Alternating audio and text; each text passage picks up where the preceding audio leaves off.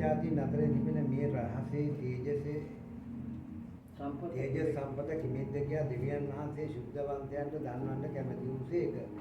ඒවනාහි තේජසේ බලාපොරොත්තු වන උඹලා තුල සිටින ක්‍රිස්තුස් වහන්සේ. තේජසේ බලාපොරොත්තු අපිට හම්බෙන්න යන ග්ලෝරි එක අපිට ලැබෙන්න තියෙන තේජස මොකද්ද? නුඹලා තුල ඉන්න ක්‍රිස්තුස්. ක්‍රිස්තුස් වහන්සේ නැත්තම් කිසි දෙයක් නැහැ. ඒකයි මේක. ක්‍රිස්තුස් වහන්සේ නැත්තම් මම කිසි මායයි කියන්න කිසිවක් මට නැත්තේ. යාව කියන්න මා ළඟ කිසිම නැත්තේ.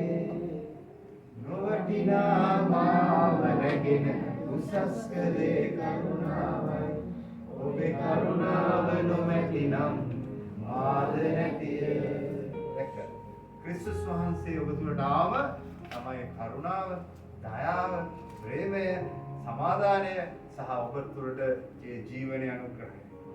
ඒකයි අපි පළවෙනි පේතරස් දෙවෙනි පේතරස් පළවෙනි පරිච්ඡේදයේ 3-4 පදවල දැක්කේ උන්වහන්සේගේ දැනගැන්ම කරුණ කොටගෙන දේව ස්වභාවයට අනුකාර වෙනවා.